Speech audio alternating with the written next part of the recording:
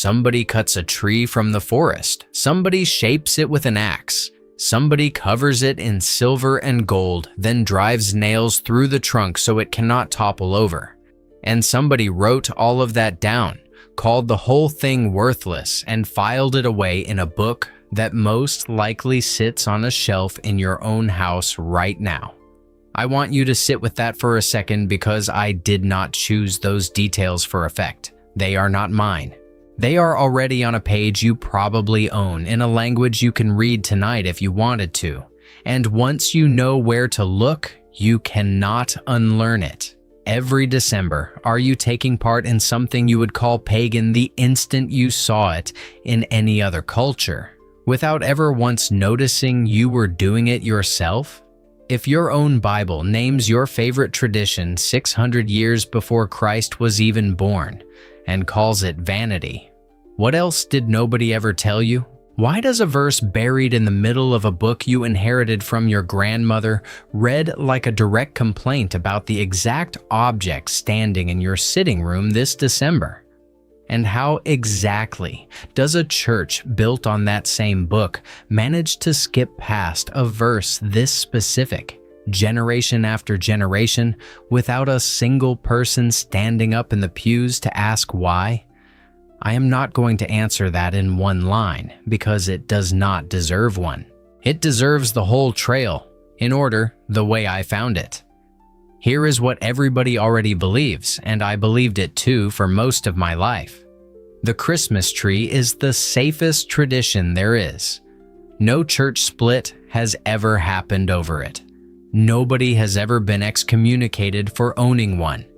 It sits at the exact center of the season, more central than the manger, more central than the carol service, more central, if we are honest, than most people's actual church going.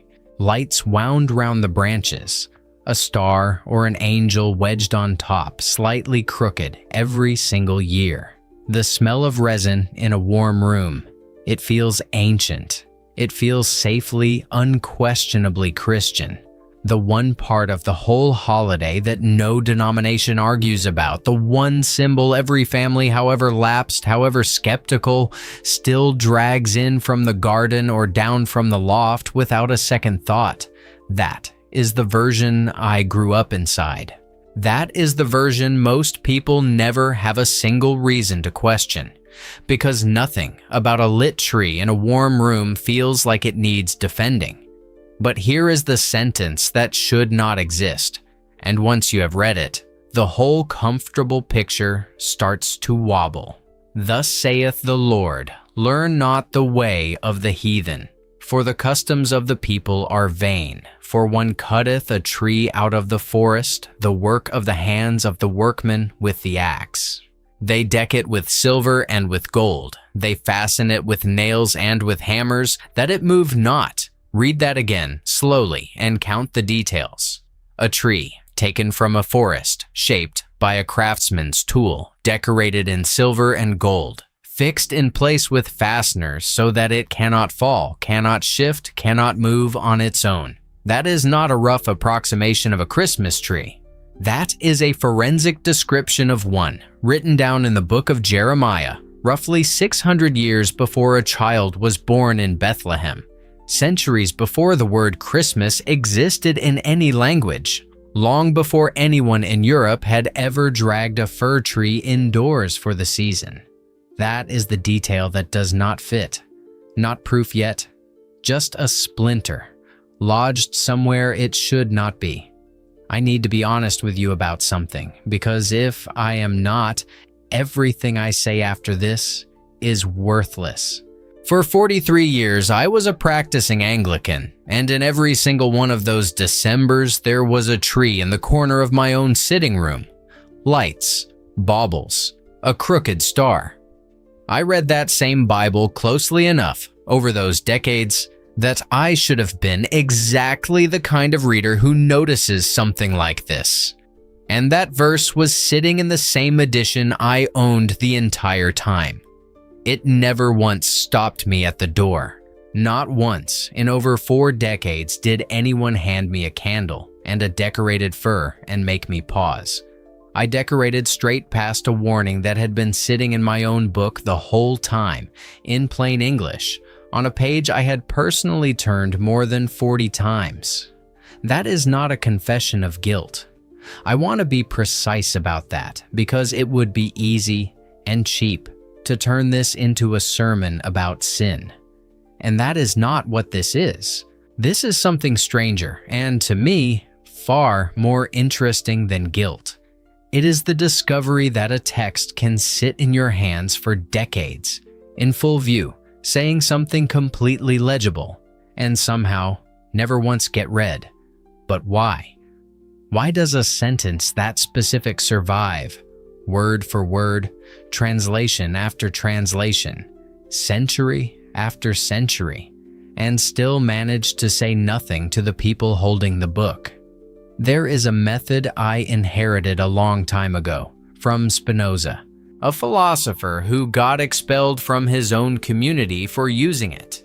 Read the text as it stands, not as 400 years of comfortable tradition wants it to read, not softened by whoever happens to be preaching that particular Sunday, as it is actually written on the page, in the order the words appear. It sounds almost too simple to be dangerous. It got him thrown out of his own community at the age of 23, and it is the only tool I trust here because almost everything else people use to explain this verse away turns out, on inspection, to be a way of not reading it. So let us actually apply it. Read the text as it stands. Here is the honest, necessary complication, and I want to hand it to you before anyone in the comments does, because bearing it would be dishonest. The overwhelming scholarly consensus is that Jeremiah was not describing a decorative fir tree at all. He was describing the construction of a cult idol, a carved wooden statue plated in precious metal, the kind of object ancient Near Eastern craftsmen built for Babylonian temple worship. Archaeological analysis of the period backs this reading solidly. The tree in that verse was never meant to sit in anyone's parlor. It was meant to stand in a shrine and be bowed to. Picture the object scholars believe Jeremiah actually had in mind. A temple workshop somewhere in the ancient Near East. A craftsman selects a straight length of timber, strips the bark, and works it down with an axe into a standing shape. An idol meant to represent a god carved out of raw wood. Once the shape is right, thin sheets of silver and gold are hammered flat and fixed across the surface because a god, even a wooden one, is not supposed to look like bare timber. And because the finished object cannot stand upright on its own, dowels or nails are driven through the base to anchor it to a plinth, so that worshippers never see their god topple over mid-ceremony. That is the scene Jeremiah is mocking. A god that has to be nailed down so it does not fall over is not much of a god in his telling. It is carpentry wearing the costume of divinity. That is accurate. I'm not going to pretend otherwise, and I am not going to spend the rest of this video quietly hoping you forget I told you that. But here is what that consensus does not make disappear, and this is where the case actually starts. Even if the original object was an idol and not an ornament, the words used to describe building it match, phrase for phrase, the exact sequence of actions performed in millions of homes every single December. Cut a tree from the forest. That is step one of Christmas every single year, whether by axe or by a man in a high-vis jacket on a plantation. Shape it, trim it, stand it upright. Decorate it in silver and gold, or in this century in tinsel and gold-toned baubles, because the underlying impulse to cover bare wood in something that gleams never actually changed. Fasten it so that it cannot move. That is not poetic license on my part.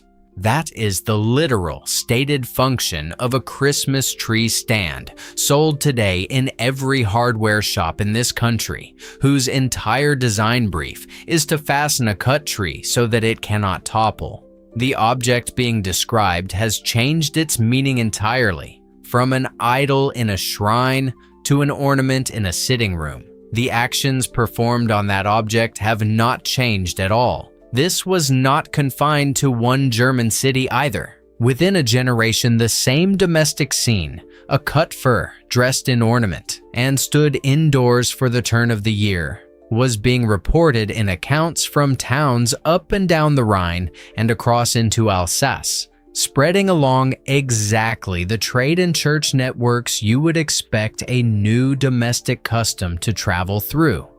A single household experiment in one Rhineland city does not explain a continent picking up the same habit within a generation. A shared, much older instinct waiting for a new object to attach itself to explains it far better. That is not proof that Jeremiah predicted your living room. I want to be exact about that because overclaiming here would hand every skeptic in the comments a free win. It is evidence that the same ritual impulse the ancient world associated with elevating and decorating a cut piece of wood is still the impulse driving a modern household ritual, and the vocabulary describing it survived by accident. Waiting in a book, almost nobody in that comfortable, glowing sitting room ever actually finishes reading. Here is where the trail gets older than I expected it to. And this is the part that turned a curiosity into something closer to an investigation. If the Christmas tree really were a purely Christian invention, with no connection to anything the early church associated with pagan practice, you would expect the objection to arrive after the tree did. It does not. It arrives first by a margin of well over 1,000 years. Around 200 years after Christ, a church father named Tertullian wrote a treatise called On Idolatry, and in one chapter of it, he told Christians in plain terms not to hang green boughs, wreaths, or laurel branches on their doors during public festivals. He called it homage to pagan gods, dressed up as harmless decoration. Read that again. Green branches on doors during a winter festival, condemned explicitly as idolatry dressed as decoration, roughly 14 centuries before anyone on record ever put a decorated tree indoors. Picture what that instruction actually meant at the time. Being a Christian in the Roman world around 200 years after Christ was already dangerous enough without drawing extra attention to your own front door. Public festivals came with an unspoken expectation. Hang something green outside the house, join the display, blend in with the neighbors. Tertullian's instruction was not a comment on interior decorating taste. It was a survival instruction dressed up as a theological one, telling Christians that blending in through shared greenery was itself a form of worship they could not afford to perform, even under social pressure, even when refusing made their household visibly, dangerously different from every other door on the street. The objection to decorated greenery is older than the custom it is objecting to. That sentence should stop you. It stopped me. You cannot accidentally condemn something that will not exist for another 1,400 years, which means whatever instinct was firing in Tertullian's head in that cold study around 200 years after Christ was not really about a tree at all. It was about the underlying gesture. Taking a living green thing from nature, dressing it in something valuable, and giving it a kind of ceremonial weight it did not have growing wild in a forest. That gesture is what kept getting flagged, century after century, regardless of what specific object it happened to attach itself to. I did not believe any of this the first time it crossed my path, and I want to tell you honestly why. Because I think the reason matters more than the concession. When this reading first came across my desk years ago now, I dismissed it outright. Amateur exegesis, I thought.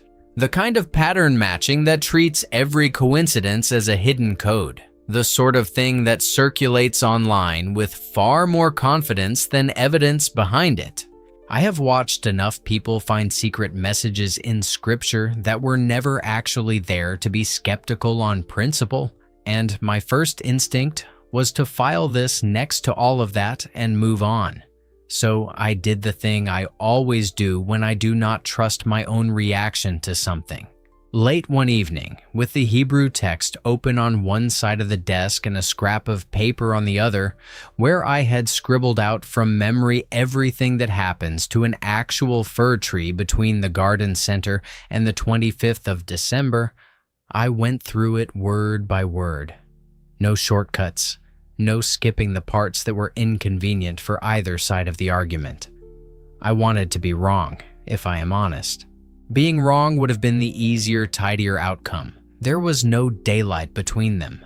None. The verb for cutting. The verb for decorating.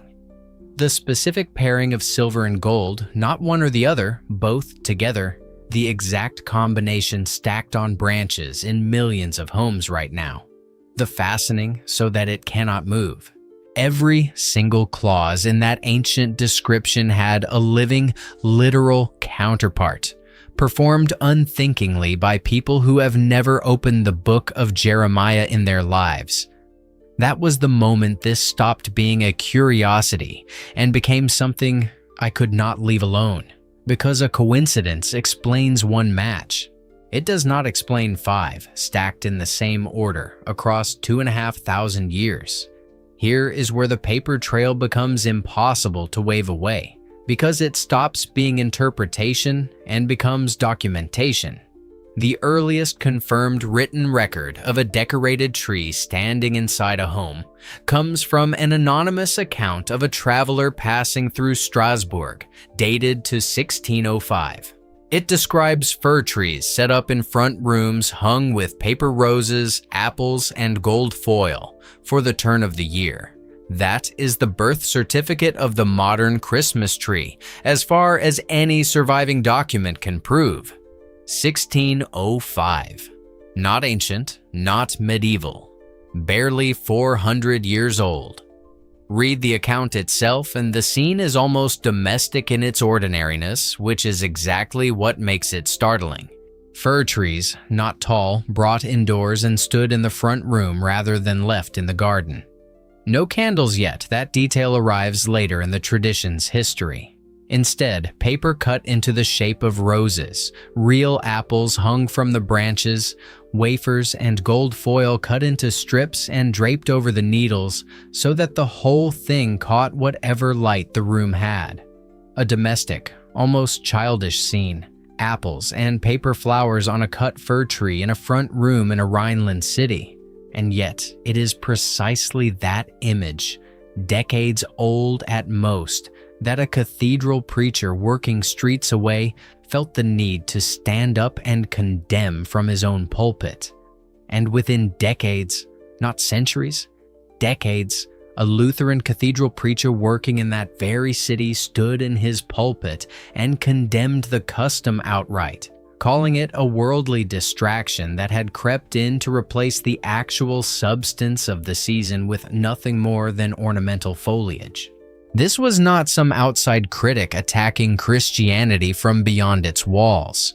This was a Protestant clergyman inside the tradition, within living memory of the custom's first appearance, standing up and saying, in essence, "This is not what any of this was supposed to be about."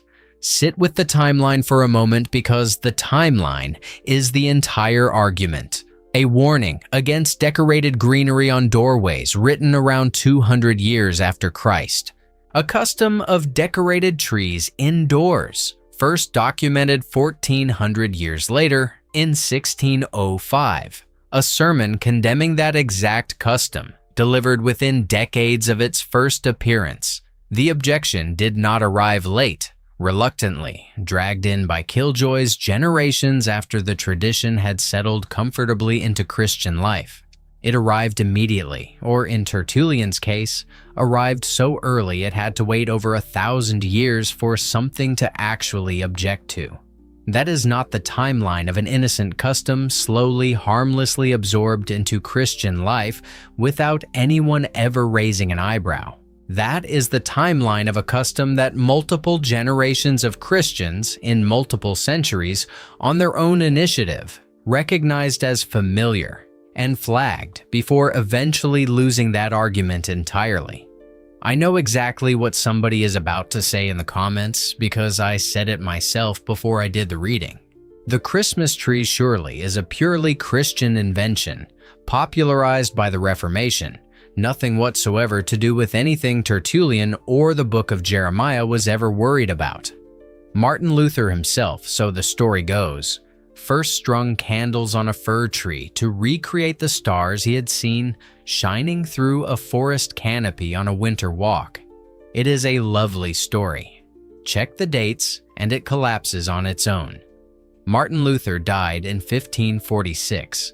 The earliest documented Christmas tree, the Strasbourg account, is dated 1605, 59 years after Luther was already in his grave. There is no surviving record connecting him to the custom at all. It is a legend that attached itself to a great name after the fact, the way legends do.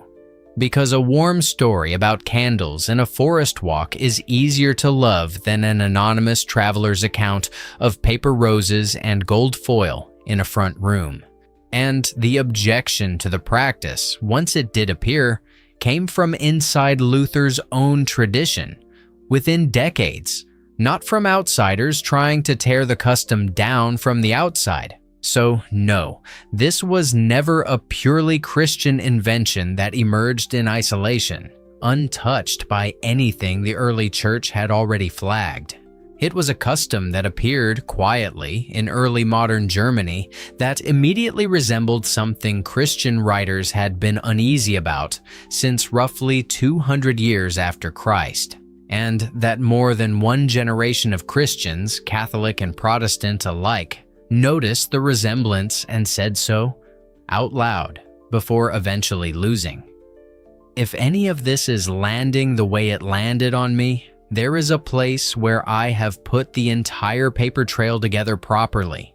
Every source, every date, checkable, not summarized from memory. It is in the description and pinned in the comments below under the Spinoza Archive Library. Every detail tonight, the Hebrew phrasing, the Tertullian passage, the Strasbourg account, the Massachusetts statute, is cross-checked against primary sources not paraphrased from somebody else's video. I am not going to spend this video selling it to you. I built it because I wanted the receipts in one place for myself, and I am leaving it there for anyone doing the same reading I am doing. Here is the piece of evidence that, for me, moved this from a pattern into something closer to a verdict, because it is not a sermon and it is not somebody's interpretation. It is a legal document with a date, a fine, and an enforcement record. On the 11th of May, 1659, the General Court of the Massachusetts Bay Colony passed an actual statute. Anyone caught observing Christmas, whether by abstaining from work, by feasting, or by decorating, would be fined 5 shillings. Not a metaphor, not a sermon illustration. A real law with a real penalty enforced by a real colonial government on the grounds that these customs were, in the court's own language, superstitious and pagan survivals dressed up as celebration. That law stayed on the books for 22 years, until 1681. And even after it was formally repealed, the cultural memory of it lingered so heavily that Christmas remained an ordinary working day in Boston as late as 1856. Think about that span for a second.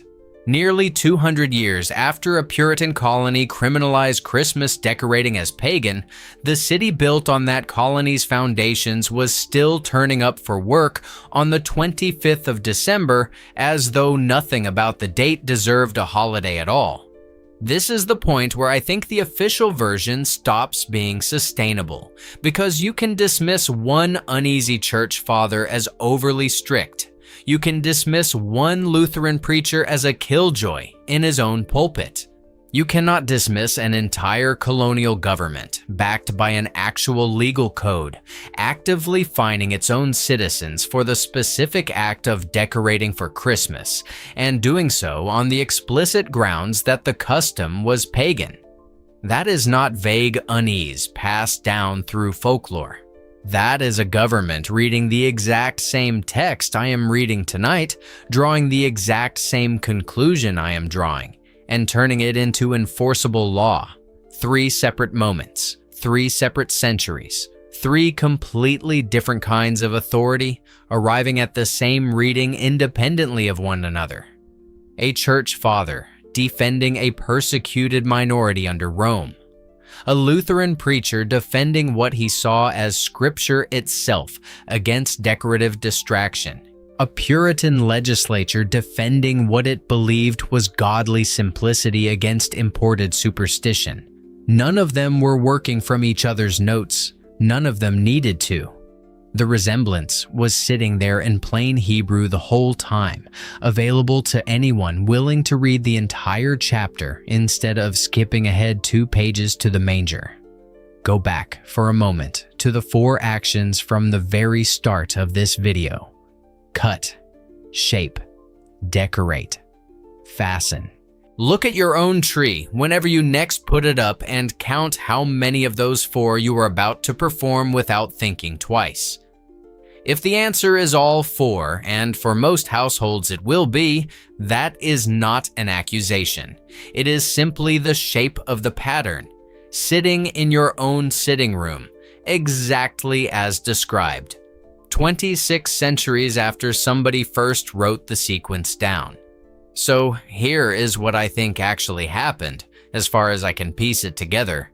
And it is a stranger, more human story than either side of this argument usually admits. The gesture at the center of all this, cutting something green from nature, elevating it, decorating it in silver and gold, giving it a kind of reverence it did not have growing wild, is old enough that a Hebrew prophet writing about a wooden idol 600 years before Christ used language that would, 22 centuries later, describe a fir tree in a front room in Strasbourg with unsettling precision. That resemblance was not invisible to the people living through it. Tertullian saw it in green doorway boughs and objected. Centuries before the custom he was worried about even had a name. A Lutheran preacher saw it in a tree standing in a front room and objected, within decades of the first written record of the practice. An entire Puritan colony saw it clearly enough to write it into law and enforce it for a generation. The custom did not sneak past Christian scrutiny because nobody ever noticed the resemblance. It survived because, generation after generation, the people who noticed it kept losing the argument, and the people who did not notice simply inherited the tree, the lights, and the silver and gold, without ever being handed the verse that came attached to all of it. That is not a story about you sinning in your sitting room this December. I want to be completely clear about that, because it would be the easiest, laziest place to land this, and it is not where the evidence actually points.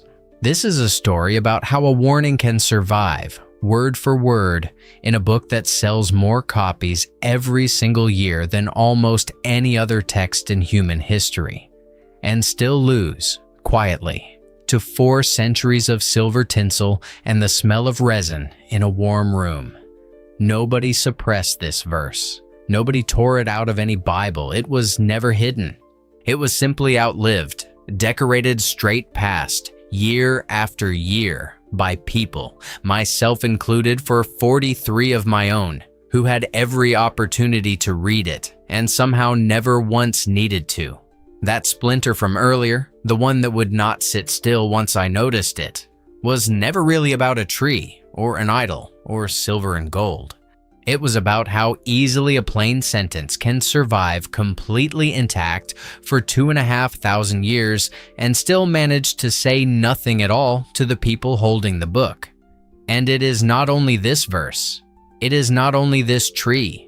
Every family library, every shelf of inherited scripture is full of sentences exactly like this one, sitting in plain sight, waiting for nobody in particular to finally read them properly. That is, if I am honest, the actual subject of every investigation I bring to this channel. Not secret texts, not hidden gospels smuggled out of some sealed vault somewhere. Ordinary sentences in ordinary books that ordinary people already own, simply outpaced by 400 years of habit. That, to me, is far more unsettling than a conspiracy would have been. A conspiracy needs a plan, a room full of people deciding together to bury something. What actually happened here needed nothing of the sort. It needed only what every household already has in abundance: routine, comfort, and 4 centuries of never quite stopping to check. Nobody chose to forget this verse. Everybody simply had somewhere warmer to be. The warning was never hidden. It was outlived. If this investigation actually landed for you tonight, do me the favor of hitting like and considering subscribing to the channel. It genuinely is what allows me to keep pulling threads like this one out of texts that most people read straight past without a second glance, and to keep bringing you whatever I find waiting at the other end of them. Before you go, I want to know something honestly, not as a formality, but because I am actually curious. Tell me in the comments, did you already know that verse was sitting in your own Bible before tonight? Or is this the first time it has ever crossed your radar? And if it is the first time, what are you going to do the next time you are standing in front of that tree, silver and gold, fastened so it cannot move?